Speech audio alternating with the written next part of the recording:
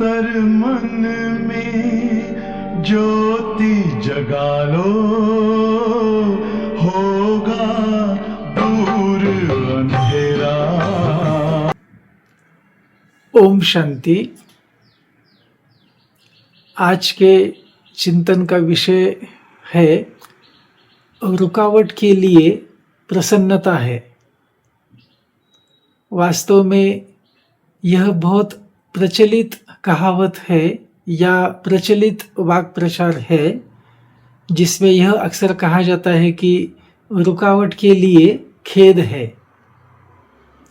लेकिन क्या सचमुच अपने जीवन में आने वाली रुकावटें खेद का कारण होती है या प्रसन्नता का आधार होती है?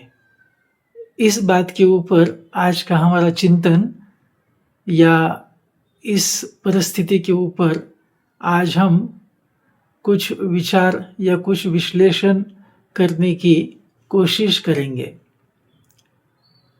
देखो, जीवन में चलते समय, जीवन जीते जीते या जीवन रूपी प्रवास में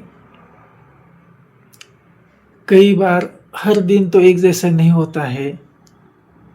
हर दिन अपने अपने अलग अलग चैलेंजेस लेके आता है और जो जितना जितना उन चैलेंजेस को पार कर लेता है तो वो आगे आगे बढ़ते जाता है। इसीलिए रुकावट के लिए खेद है, यह कहना इतना ठीक नहीं है। हम चलते हैं, किसी लंबी यात्रा पर निकलते हैं। यात्रा पर निकलते तो अच्छे विचार से निकलते हैं, अच्छे लक्ष्य को लेके मन में धारण करते हुए निकलते हैं। लेकिन फिर भी ऐसा कई बार होता है, यात्रा में चलते चलते कई बार अलग अलग समस्याएं आती है। कई साइड सीन्स भी आते हैं जहाँ पे रुकने का मन करता है, थकावट होती है, कुछ आपदाएं होती है, कुछ घटनाएं ऐसी हो जाती है कि हम वही के वही रुक जाते हैं। कभी गाड़ी खराब हो जाएंगी या कुछ अच्छा नज़ारा देखने में आएगा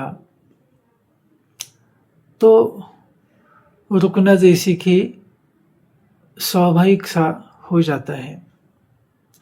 इच्छा नहीं होती है रुकने की।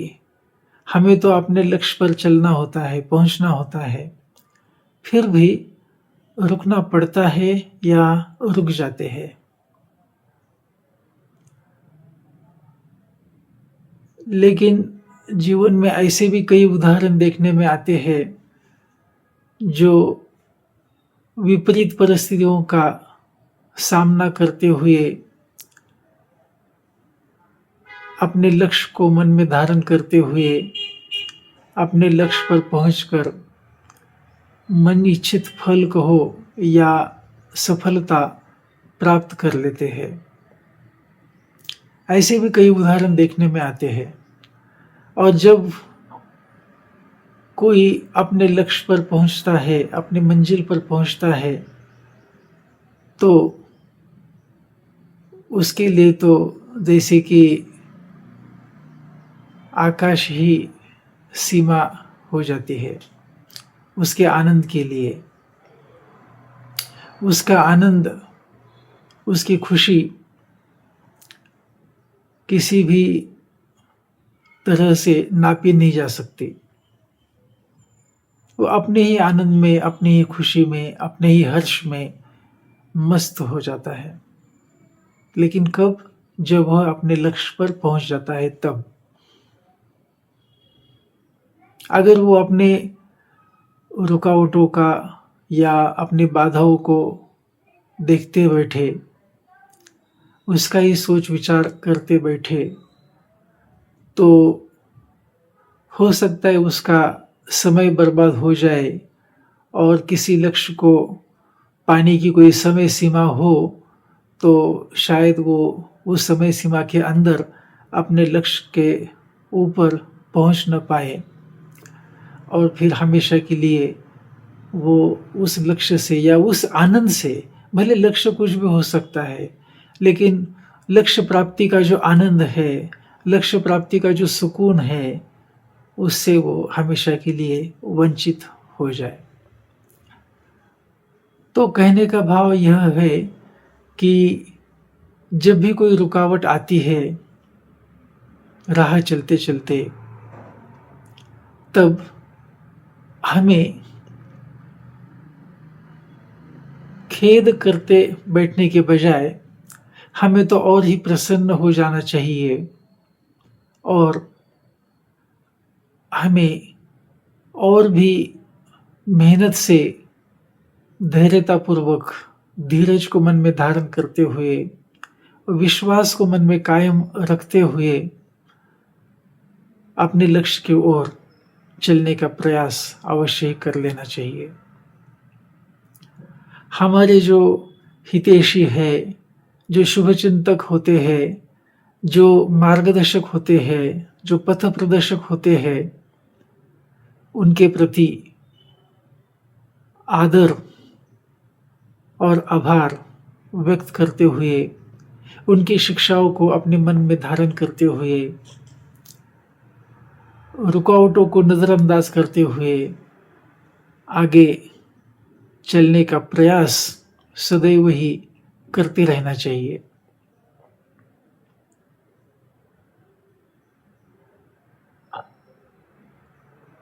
जब तक जीवन है तब तक समस्याएं तो आनी ही है।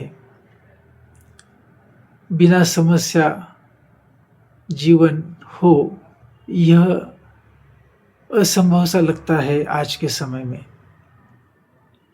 हाँ, यह बात है कि किसी के लिए कोई समस्या अकराल विकराल भी हो सकती है, किसी के लिए छोटी छोटी समस्याएं आ सकती है और यह भी होता है कि एक ही समस्या की तरफ देखने का हर एक का अपना अपना अंदाज होता है, अपना अपना एक रिस्पॉन्स होता है। किसी के लिए कोई समस्या बिल्कुल छोटी सी लगती होंगी और किसी के लिए वही समस्या पहाड़ों जैसी भी लगना स्वाभाविक होता है। हर एक का अपना अपना है, लेकिन फिर भी जो मैंने कहा, अपने मार्गदर्शक को सामने रखते हुए, उसका रिगार्ड करते हुए,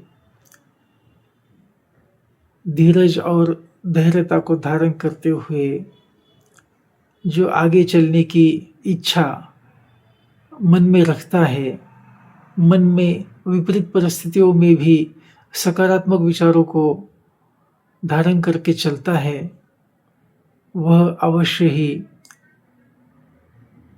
उन परिस्थितियों के कारण, रुकावटों के कारण व्यथित न होते हुए उल्टा और ही उत्साह से, उमंग से अपने लक्ष्य की ओर चलने का यथाशक्ति प्रयत्न करता है। वह लक्ष्य की तरफ या लक्ष्य तक अवश्य ही पहुंचता है। कभी कभी यह भी हो सकता है कि भले ही वह लक्ष्य तक न पहुंचे, अपने डेस्टिनेशन को वो न प्राप्त करे, लेकिन ऐसे पथिक के मन में हमेशा हर्ष, उल्लास, आनंद, एक प्रकार का सुकून, एक प्रकार का समाधान हमेशा बना रहता है। वह यह समझता है कि हमने तो अपना पुरुषार्थ, अपना 100% दे दिया है, लक्ष्य के प्रति पहुंचे नहीं तो भी क्या हो गया। वास्तव में जीवन जीना, वर्तमान पल में अपने जीवन को जीना, यही वास्तव में हर एक का लक्ष्य हो तो कितना अच्छा होगा। तो इस तरह से ये जो रुकावटें कहो या बाधाएं कहो, इनको हम किस तरह से देखते हैं, इसके ऊपर भी हमारा रिस्पांस कहो या हमारी यात्रा किस तरह से होने वाली है, यह भी होता है, या इसका भी आधार होता है हमारा एटीट्यूड किस तरह से है, हम रुकावटों को क्या समझते हैं, रुकावटों को बाधाएं समझते हैं या परीक्षाएं समझते हैं। जब भी कोई बच्चा फर्स्ट ग्रेड से सेकंड ग्रेड में जाता है, सेकंड ग्रेड से थर्ड ग्रेड में जाता है, तो अवश्य ही उसको परीक्षाएं देनी पड़ती है। बिना परीक्षा दिए कोई अगली क्लास में ट्रांसफर हो गया है, ऐसा उदाहरण कहीं देखने में नहीं आता। तो बिल्कुल यही बात इस जीवन रूपी यात्रा में भी लागू होती है, जहाँ पे हम बाधाओं को बाधाएं न समझते हुए परीक्षाएं समझे तो लक्ष्य तक पहुंचना संभव हो जाता है, सहज हो जाता है और खुशी भी कायम रह सकती है। हमारा आपसी व्यवहार प्रेममय, सुखमय, शांतिमय रह सकता है। उसी जगह अगर हम बाधाएं समझे, बाधा समझे, तो फिर हमारा उसके प्रति दृष्टिकोण बदल जाता है, हमारा मन, वचन, कर्म सब कुछ बदल जाता है और फिर और भी जो हमारे कर्म कुशलतापूर्वक होने चाहिए थे उस परिस्थितियों को पार करने के लिए, वह कुशलतापूर्वक न होते हुए अकुशल कर्म बन जाते हैं, दुखदायी कर्म बन जाते हैं और फिर लक्ष्य तक पहुंचना और ही मुश्किल लगता है या मुश्किल सा हो जाता है। इसीलिए जहाँ तक हो सके रुकावटों के लिए खेद मनाते बैठने के बजाय रुकावटों के समय या रुकावटों के प्रति प्रसन्नता से उनको स्वीकार करते हुए, उनको सामना करते हुए, उनको समेटते हुए, यथार्थ निर्णय लेते हुए उनको पार करने का प्रयत्न करते रहे तो लक्ष्य के प्रति पहुंचना सहज हो जाता है। वास्तव में यह रुकावटें हर एक मनुष्य के जीवन में अपनी अपनी रीति से और अपनी अपनी तरह की होती है।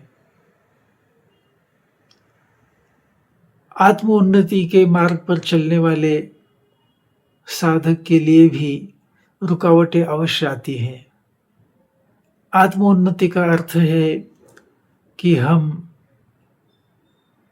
स्वयं को प्रेम, सुख, शांति, आनंद, पवित्रता, ज्ञान एवं शक्ति से भरपूर बना ले। जो हमारा मूल स्वरूप था इस मनुष्य सृष्टि में, जब हम आदि काल में आए थे, शुरुआती के समय में जब आए थे, जिस स्थिति में हम आए थे, जिस स्थिति का हमारा जीवन था, प्रेम, सुख, शांति, आनंद, पवित्रता से संपन्न जीवन हमारा था, इन गुणों के हम स्वरूप थे। जैसे शक्कर मीठी होती है, उसी तरह से हम सभी मनुष्य आत्माएं प्रेम, सुख, शांति, आनंद, पवित्रता, ज्ञान एवं शक्ति के स्वरूप थे शुरुआत में। और आज हम वही पुरुषार्थ या वही प्रयत्न फिर से कर रहे हैं, स्वयं को इन गुणों का स्वरूप बनाने की, संपन्न बनाने की। आत्मोन्नति का साधक यही करता है, यही उसके जीवन का लक्ष्य होता है कि वह हमेशा सभी से सुख ही ले, सभी को सुख ही दे, सभी को शांति दे, सभी से शांति ले, सभी के गुणों का चिंतन करे, सभी के साथ प्रेम से रहे। यही और इस तरह के कर्म करने से ही आत्मोन्नति या आत्मविकास होता है। जीवन में आत्मिक प्रकाश कहो या आत्मिक ज्ञान का प्रकाश फैलता है। यही लक्ष्य होता है। लेकिन ऐसे आत्मोन्नति के रास्ते पर चलने वाले साधक या उसकी साधना करने वाले साधक के यात्रा में भी बाधाएं अवश्य आती है। और यह भी जो हमने शुरू में देखा, जितना जितना हम आगे आगे जाएंगे, ऊपर ऊपर जाते जाएंगे, उतनी उतनी बाधाएं भी और भी तीव्र होती जाएंगी। हम रेस देखते हैं, शुरुआत में तो हर एक रेसर कहो या धावक जो होता है वो धीरे धीरे दौड़ते रहता है। लेकिन जैसे जैसे अपने डेस्टिनेशन पॉइंट या एंड लाइन तक आते हैं सभी धावक, तो हर एक का हम क्या कह सकते हैं उसको, कि हर एक की एंग्जाइटी बढ़ जाती है। हर एक अपनी उस गंतव्य रेखा को या रेफरेंस लाइन को सबसे पहले क्रॉस करना चाहता है। और फिर परिस्थितियां, रास्ते में आने वाली परिस्थितियां भी गंभीर रूप धारण करना आरंभ कर देती है। फिर भी ऐसी परिस्थितियों में भी जो धावक ने अच्छी तरह से प्रैक्टिस की है, बहुत काल की प्रैक्टिस की है, बहुत काल का अभ्यास किया है, वही धावक जिसका स्वयं के ऊपर विश्वास है, जिसका अपने मार्गदर्शक के ऊपर, ट्रेनर के ऊपर विश्वास है, जिसको कुछ कर दिखाने का जज्बा है, वह सफलता के पूर्व के उन अंतिम क्षणों में भी कतई ही विचलित नहीं होता और एक ही सेकंड में वह अपना सफलता सी सीमा क्रॉस कर लेता है और विजयी बन जाता है।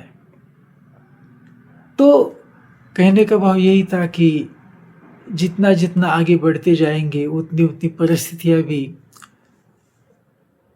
विकराल रूप धारण करने लग जाएगी। लेकिन हमें चाहिए कि ऐसी परिस्थितियों में भी हम अपने मनोबल को सदैव बनाए रखें और अपनी साधना को नियमित रूप से करते रहे। और जो भी बाधाएं आती है, रुकावटें आती है, उनको प्रसन्नतापूर्वक पार करते हुए आगे चलने का प्रयास करते रहे। ऐसी परिस्थितियां मुझे भी कुछ दिनों पहले अनुभव में आई। ऐसे ही सब कुछ तो ठीक ही था, लेकिन अचानक से मेरे मन में कोई संकल्प नहीं, कोई विकल्प नहीं, अचानक से मेरे किसी नज़दीकी नज़दीकी व्यक्ति का ऐसा बिहेवियर, ऐसा बर्ताव देखने में आया, वो क्रोध के कारण था।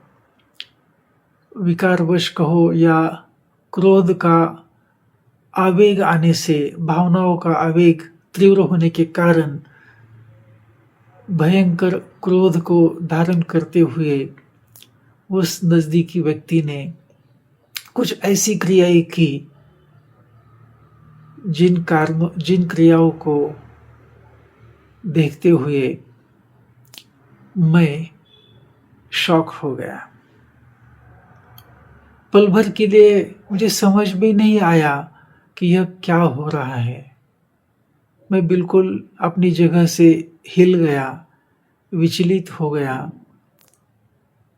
और विचलित होने के कारण, शॉकिंग होने के कारण जो भी ज्ञान जीवन में धारण किया है, जैसे कि मसलन हम अक्सर कहते हैं कि जो होता है अच्छे के लिए होता है, उसमें अच्छा ही समय होती है। यह ज्ञान मैं भूल गया। मैं भूल गया कि हर एक का अपना अपना रोल है, हर एक का अपना अपना पार्ट है। सामने वाला किस तरह का बर्ताव कर रहा है, उसके लिए उसके अपने कारण है, लेकिन मुझे क्या करना है ऐसी परिस्थिति में, मुझे किस तरह से अपने आप को संभाले रखना है, अपने मन को स्थिर रखना है, यह बातें सब कुछ मैं भूल गया। क्यों? क्योंकि मैंने सामने वाले व्यक्ति को देखा, उसके निजी गुणों को नहीं देखा, उसके निजी स्वरूप को नहीं देखा, और फिर मैं अपना भी जो निजी स्वरूप है, प्रेम, सुख, शांति, आनंद, पवित्रता का, ज्ञान और शक्ति का, यह स्वरूप को भी सेकंड में, पल भर में भूल गया, विस्मृत हो गया। और जिस कारण से उस क्रिया के रिस्पॉन्स में कहो या पश्चात कहो, मेरा भी कुछ ऐसा बर्ताव हो गया जो कि आत्मोन्नति में या आत्मोन्नति के साधक के लिए नहीं होना चाहिए था। मैं भी फ्रस्ट्रेट, जिसे हम कहेंगे, फ्रस्ट्रेट हो गया, दुखी हो गया, व्यथित हो गया, नाराज हो गया, कुछ करने की इच्छा ही नहीं रही। और ऐसा लगा कि सब कुछ छोड़ दे, अभी कुछ नहीं हो सकता, बस ऐसे ही होने वाला है, ऐसी बाधाएं आती रहेगी, आनी ही है और हम कुछ नहीं कर पाएंगे। उन बाधाओं के प्रति, उस व्यक्ति के प्रति मेरा दृष्टिकोण बदल गया। मेरी मन की शक्ति पल भर में जीरो हो गई। भले थियोरेटिकली जीरो नहीं होंगी, लेकिन हम कहने में कहेंगे जीरो हो गई। मैं बिल्कुल डाउन हो गया और उसके रिस्पॉन्स में मैंने भी कुछ उल्टे सुल्टे बोले। भले वो बोल क्रोध के रूप में नहीं थे, क्रोध के कारण नहीं थे, क्रोध की प्रतिक्रिया नहीं थी, लेकिन फ्रस्ट्रेशन की प्रतिक्रिया थी, व्यथित होने के कारण की प्रतिक्रिया थी, मन विचलित होने के कारण की प्रतिक्रिया थी। और ऐसे लगे कि बस अभी कुछ नहीं होना, अभी तो बस ऐसे ही चलना है। और उस दिन से फिर मेरी साधना जैसे कि रुक गई। मैं कुछ नहीं कर पा रहा था। कहते हैं समय सबसे बड़ी औषधि होती है। उस समय तो मेरे विचार बिल्कुल जैसे कि डिस्टर्ब हो गए। मैंने कुछ कहा, कुछ सुना, और बात वही की वही खत्म हो गई। लेकिन मन के विचार, मन में पैदा हुआ तनाव, यह खत्म नहीं हुआ। वह उसको लेके उस बोझ को मैं ढोते रहा, उस तनाव के बोझ को ढोते रहा कई दिनों तक, और मैंने सब कुछ जैसे कि बंद कर दिया। फिर वो कहते हैं ना, वो गीत भी आता है बाप दादा की मुरलियों में, हमें उन राहों पर चलना है जहाँ गिरने से संभलना है, या जहाँ गिरना और संभलना है। जीवन है, जीवन की राह हमेशा सीधे नहीं होती, टेढ़ी मेढ़ी होती है। तो टेढ़ी मेढ़ी राह पर चलते हुए कभी गिरते हैं, फिर उठकर संभलते हैं और फिर आगे चलने लग पड़ते हैं। तो बाप दादा की मुरली में गीत आया, हमें उन राहों पर चलना है जहाँ गिरना और संभलना है। थोड़ा सा अथकता महसूस हुई, और एक गीत बाप दादा ने सुनाया, धीरज धर मनवा तेरे सुख के दिन आए कि आए। जो बाप दादा सुनाते हैं, लेकिन मुझे यह भी हो रहा था कि मैं अपने मार्गदर्शक का, मैं अपने गुरु का, मैं अपने शिक्षक का कुछ भी न सुनूं। ऐसा विचार, इतना मैं डिप्रेस हो गया था कि मुझे यह विचार आने लगे थे कि इतने सालों से मैं सुन रहा हूँ, मैं प्यारे बाबा की शिक्षाओं को जीवन में धारण करने का पुरुषार्थ कर रहा हूँ, लेकिन वो तो धारण हो ही नहीं रही। मैं तो अपनी मन की शांति बनाए रखने में असफल हो रहा हूँ, मैं भी तो क्रोधित हो रहा हूँ। तो फिर ऐसी शिक्षाओं को अगर हम धारण नहीं कर रहे हैं, ईश्वर की पालना का रिटर्न हम नहीं दे रहे हैं, तो फिर उसको सुनना ही क्यों, उसको लेना ही क्यों? क्योंकि यह भी होता है ना, अगर कोई हमको बताता है कुछ बातें, अब उसको हम नहीं सुनते हैं, उसको हम धारण नहीं करते हैं, तो जैसे कि उसका तो हमारे ऊपर बोझ चढ़ जाएगा, हम तो उसके कर्जदार हो जाएंगे, हमको तो उसका बोझ चुकाना पड़ेगा। तो इससे तो अच्छा है कि हम वो बोझधारी न बने, हम वो सुने ही नहीं, क्योंकि हम उसको धारण नहीं कर पा रहे हैं, हम उसको अपने जीवन में नहीं ला रहे हैं। तो फिर क्यों सुनना ही बंद कर दे। अर्थात आत्मोन्नति के साधन, आत्मोन्नति के राह पर चलना ही क्यों ना बंद कर दे। ऐसे विचार मन में आने लगे,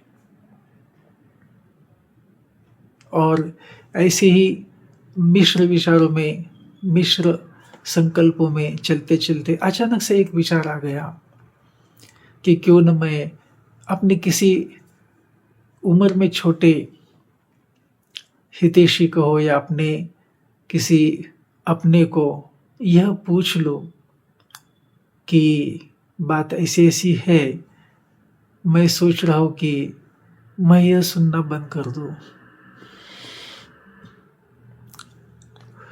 ज्ञान को सुनना ही मैं बंद कर दूं, क्योंकि मैं धारण नहीं कर पा रहा। और अगर मैं धारण नहीं करता हूं तो जैसे कि मैं तो उसका कर्जदार हो जाता हूं। तो तब उस नन्हे से कहो, या उम्र से कम हितैषी ने, शुभ चिंतक ने मुझे कहा, वो तो उनका काम है, शिक्षक का काम होता है शिक्षा देना, उसका तो वो कर्तव्य है। गुरु का काम होता है रास्ता बताना, साधक का काम होता है, शिष्य का काम होता है रास्ते के ऊपर चलने की कोशिश करना, लक्ष्य को प्राप्त करने की कोशिश करना। इसीलिए शिक्षक की शिक्षाओं को जब वो सुनाता है, और अगर हम उसको धारण नहीं कर पा रहे किसी तात्कालिक कारणों की वजह से, तत्कालिक रुकावट की वजह से, तो उसको कर्जदार बनना, मैं कर्जदार बन गया हूँ, ऐसा सोचना ये थोड़ा-सा गलत हो जाता है। यह जब उन्होंने मुझे बताया और जो गीत भी आया था, हमें उन राहों पर चलना है जहाँ गिरने से संभलना है या गिरना और संभलना है, तो वह भी हमने देखा और फिर से मैं अपने आत्मोन्नति की राह पर चलने लग पड़ा। और एक बात नोट करने जैसी एक बात यह भी हो गई कि जब हम अपने मन को सकारात्मक संकल्पों से भरपूर कर देते हैं, जब हम अपने मन को स्वस्थिति को स्वस्थिति को बनाने वाले विचारों से भरपूर कर देते हैं, अपने गुरु के प्रति या उससे जो पालना ले रहे हैं उसके प्रति आदर और आभार प्रकट करते हुए मन को शुभ संकल्पों से भरपूर करते हैं, तो फिर यह जो छोटी-छोटी बाधाएं आती है, वो बाधाएं नहीं लगती, वह परीक्षा लगती है। आज सवेरे ही कुछ ऐसी बात फिर से हो गई थी। मैंने कुछ कहा, सामने वाले ने कुछ 2-3 बातें कही।